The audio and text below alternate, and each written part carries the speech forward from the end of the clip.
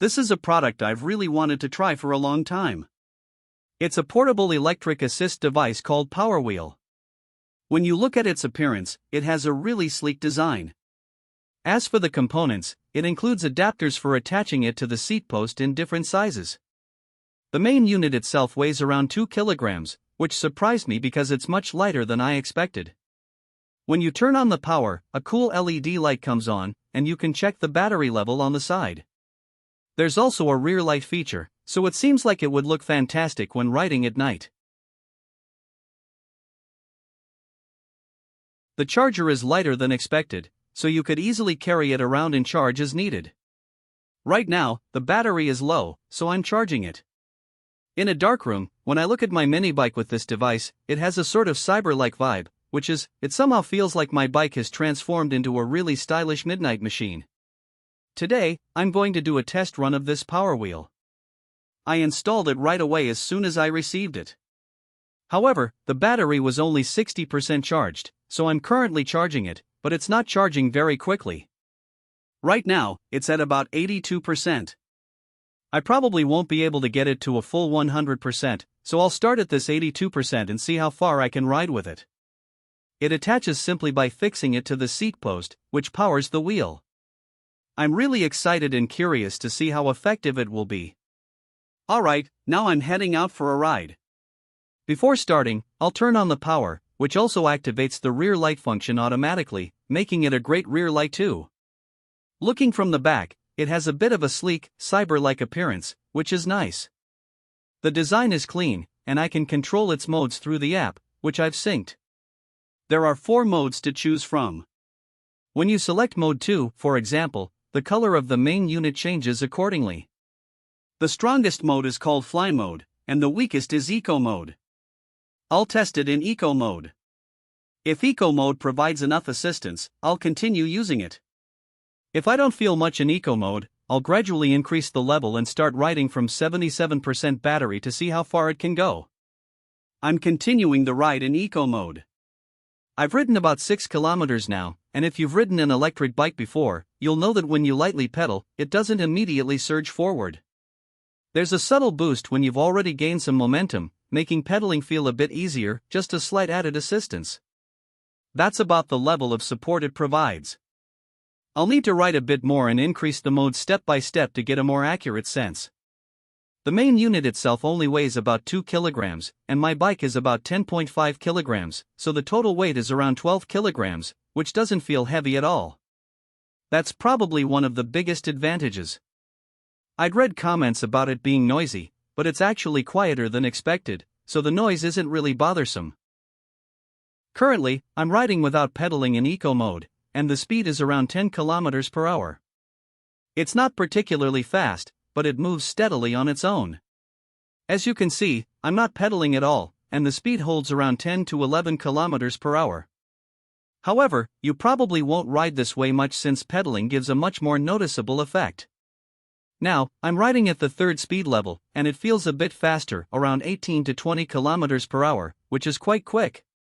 The 4th level definitely delivers a satisfying speed boost. While I was somewhat disappointed with the subtle effect in Eco mode, levels 3 and 4 are really satisfying for speed. The battery is currently at 62%. I didn't stick to Eco mode the whole time, I switched between levels 3 and 4 while testing, covering about 8 kilometers. I'll switch to level 2 now to see how it performs, as it might offer the right balance between power and battery efficiency. Levels 3 and 4 seem to drain the battery quickly. I see a road bike ahead, and I'm curious to see if I can keep up.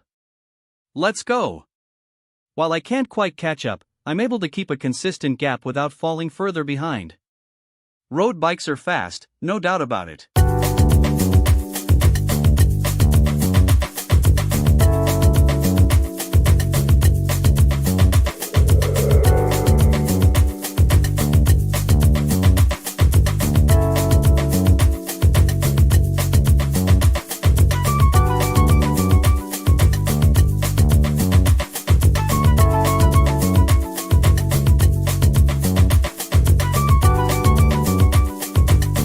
It started raining unexpectedly after just 25 kilometers, so I've stopped for now. My bike has a carbon frame and a traditional kickstand, so I'd rather not expose it to rain if I can avoid it. Looks like just a passing shower, though. Interestingly, if the bike isn't in use, the power automatically shuts off after a certain time. As an experiment, I tried pedaling with the power off. Since the roller is in contact with the tire, there's a bit of resistance, not enough to make it difficult to ride, but it's noticeable. In general, it's best to ride with the power on. But if you want to save battery and ride with the power off, you could bring a slightly larger bag, detach the motor, and store it in the bag. That way, you can ride without any resistance. This flexibility is a great advantage. The main unit weighs only around 2 kilograms, and the charger is lightweight too, so you could carry it and recharge as needed for longer rides. When attaching the power heel to the seat post, be sure to use the included adapters to avoid damaging the seat post or having it come loose during the ride.